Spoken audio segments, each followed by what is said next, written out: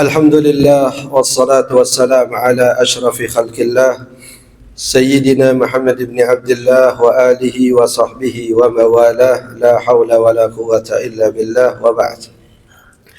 Ma'asyiral muslimin rahimakumullah. Salah satu ucapan yang dinisbahkan kepada seorang khalifah yang bernama Umar bin Abdul Aziz, khalifah ke-6 daripada dinasti Bani Umayyah, yang karena keadilannya dalam kepemimpinan, yang karena kemiripannya dalam kepemimpinan dengan Al-Khulafa Ar-Rashidun, sebahagian menggelari beliau sebagai Khamisul Khulafa Ar-Rashidin, Khulafa Ar-Rashidin yang kelima, melengkapi 4 Khulafa Ar-Rashidin dari kalangan sahabat Nabi SAW, Abu Bakar, Umar, Uthman, Ali radhiyallahu ta'ala anhum. Beliau pernah menyatakan, innamal mar'u bi asgharai qalbihi wa lisanihi. Sesungguhnya seseorang itu dinilai dengan 2 anggota tubuhnya yang paling kecil.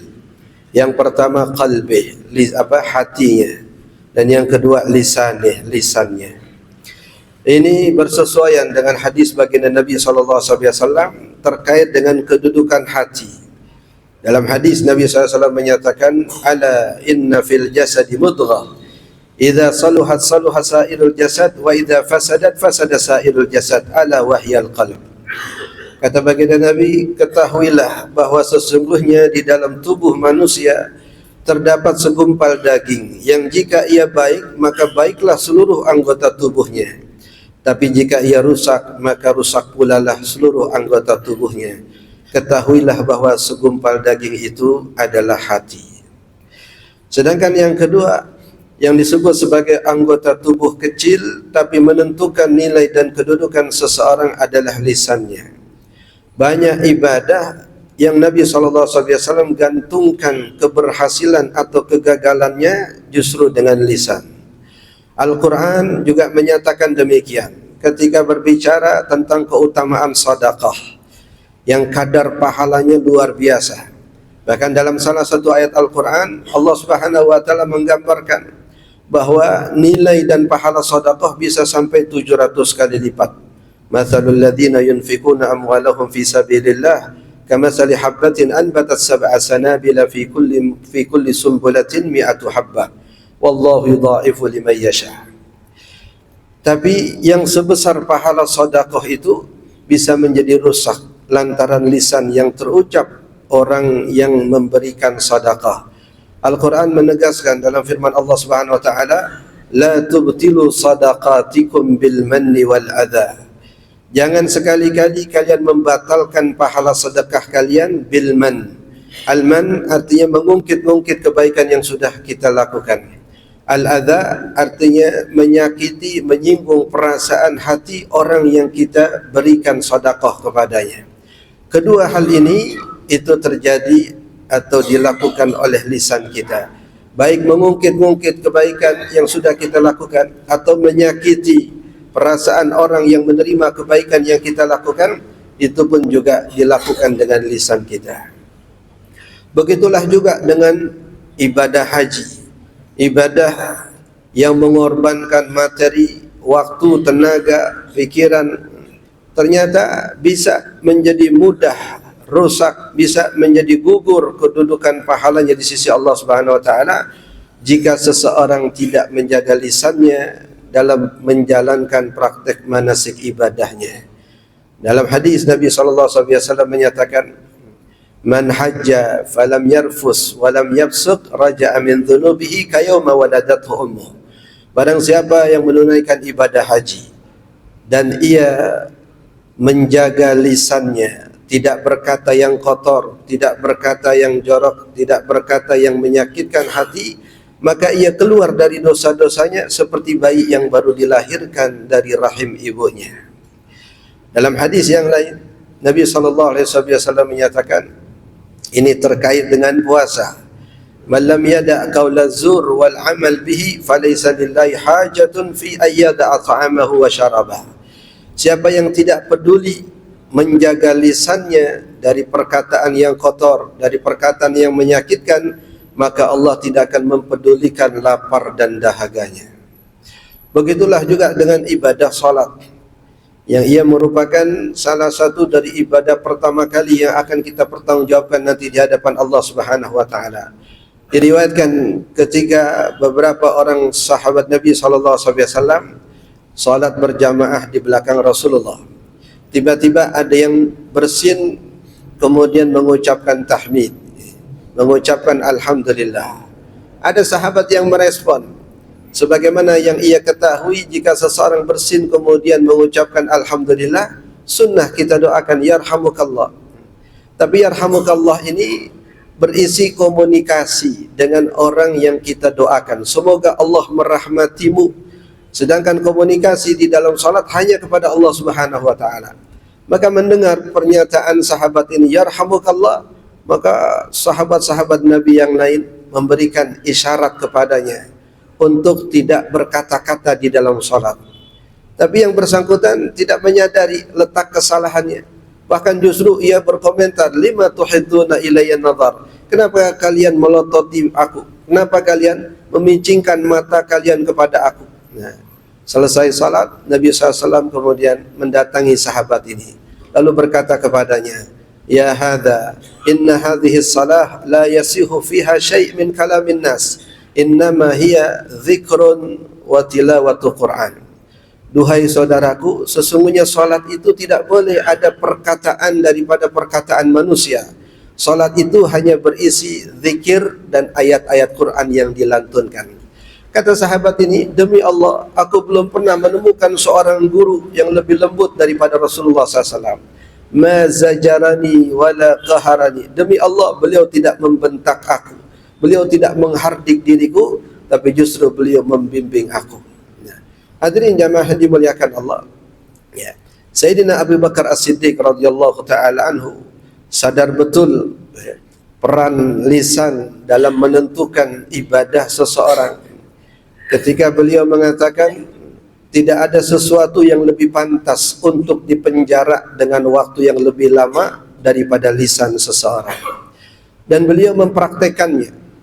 Beliau letakkan batu di bawah lisannya, sehingga setiap akan berbicara mengharuskan beliau untuk mengeluarkan batu itu lebih dahulu, baru beliau berbicara, untuk meminimalisir perkataan, untuk menyedikitkan kata-kata yang mungkin saja perkataan itu tidak berguna. Dalam sebuah hadis, ada seorang sahabat Nabi SAW gugur di medan perang dengan darah yang masih menetes, dengan debu yang menutupi sekujur tubuh dan pakaiannya. Sang ibu selesai perang mencari di mana gerangan jasad anaknya, dan dia temukan jasad anaknya itu berkalang dengan tanah. Maka beliau katakan, absyir ya waladi bil jannah, beruntunglah engkau wahai anakku, Allah sudah menyediakan surga untukmu. Rasul mendengar, kemudian beliau katakan, man hadhil muta'aliyatu 'ala Allah? Siapa wanita yang berani mendahulukan ketentuan Allah? Wanita ini kemudian berkata, ya Rasulullah, saya adalah ibunya. Saya tahu bagaimana latar belakangnya, saya tahu bagaimana sepak terjangnya, dan saat ini ia gugur di jalan Allah.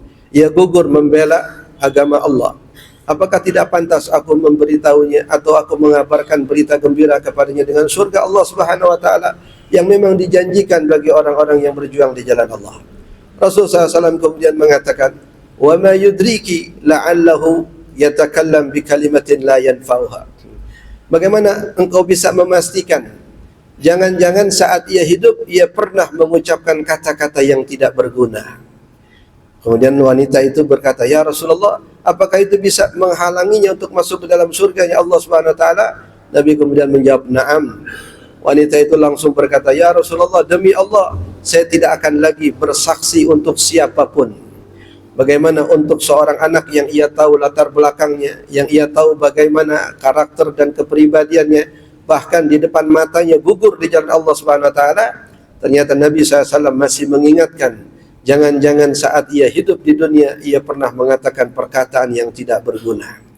Hadirin jamaah yang dimuliakan Allah, bahkan Nabi SAW mengkaitkan ini dengan syarat keimanan. Man kana yu'minu billahi wal yawmil akhir falyaqul khairan aw liyasmut. Barang siapa yang mengaku beriman kepada Allah, beriman kepada hari akhir, maka hendaklah ia berkata yang baik, atau kalau tidak maka hendaklah ia diam. Bahkan definisi iman, definisi Islam itu dikaitkan juga dengan lisan. Al-muslim man salimal muslimuna min lisanihi wa yadihi. Seorang muslim yang adalah orang muslim lainnya selamat dari gangguan lisan dan tangannya. Al-mu'min man aminan nasu bawa'iqahu. Sedangkan orang beriman yang adalah manusia lainnya aman dari kejahatan lisan dan perbuatannya. Semua hal terkait dengan ibadah kita kepada Allah ataupun ibadah muamalah kita kepada manusia ternyata banyak dikaitkan dengan lisan. Sehingga relevan apa yang dikatakan oleh Sayyidina Abi Bakrin Siddiq radhiyallahu taala anhu ini sebagai anggota tubuh yang layak untuk kita penjarakan dalam waktu yang lama. Hadirin jamaah dimuliakan Allah. Ya. Dalam kaitannya dengan ibadah puasa, ya, Nabi SAW di samping memperingatkan para sahabat dan umatnya agar berhati-hati dengan lisan, karena Allah berpotensi akan tidak mempedulikan lapar dan dahaga kita. Di waktu yang sama, beliau menganjurkan kita untuk mengaktifkan lisan kita, baik dengan zikrullah atau dengan tilawatul Quran. Sehingga seumpama para sahabat Nabi SAW, ada Sayyidina Utsman bin Affan radhiyallahu ta'ala anhu, beliau yang meriwayatkan hadis, khairukum man ta'allamal Qur'ana wa 'allamah. Sebaik-baik kalian adalah yang belajar Al-Quran dan yang mengajarkannya. Beliau yang mencontohkan bagaimana dalam satu rakaat salat sunnah yang beliau lakukan, beliau menghatamkan Al-Quran. Ternyata cara ini diikuti oleh ulama tabi'in. Ada Sayyidina Sa'id bin Jubair rahimahullahu ta'ala. Kemudian dilanjutkan oleh generasi sesudahnya atba'it tabi'in seperti Al-Imam Abu Hanifah rahimahullahu ta'ala. Dan juga dicontohkan oleh Imam Syafi'i. Kalau beliau memasuki bulan suci Ramadan, maka beliau menghatamkan Al-Quran sekali di waktu pagi dan sekali di waktu petang.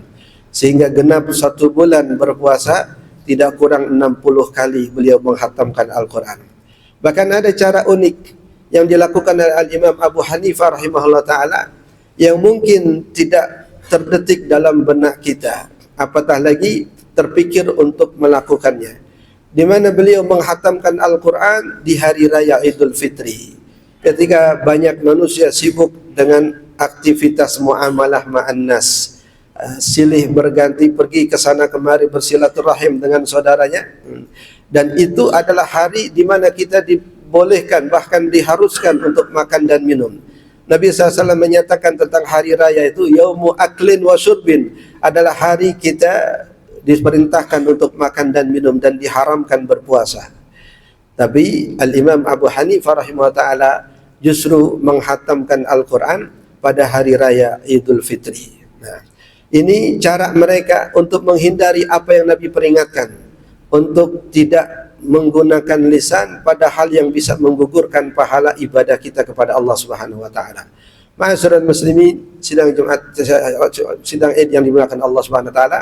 Dalam konteks ini, Nabi SAW juga mengingatkan tentang pahala yang dilipat gandakan oleh Allah Subhanahu wa taala yang tidak ada pada waktu dan momen yang lain.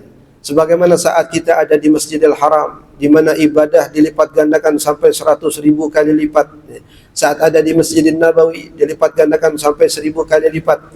Di bulan suci Ramadan, Nabi SAW menyatakan bahwa ibadah dilipat gandakan, bahkan dinaikkan status pahalanya. Faman adda fihi faridatan kana kaman adda 70 faridatan fi ma siwa. Barang siapa yang menunaikan 1 fardu, maka ia mendapatkan pahala 70 kali fardu. Faman adda nafilatan kana kaman adda faridatan fi ma siwa. Dan barang siapa yang menunaikan perkara sunnah, maka Allah berikan kepadanya pahala yang wajib.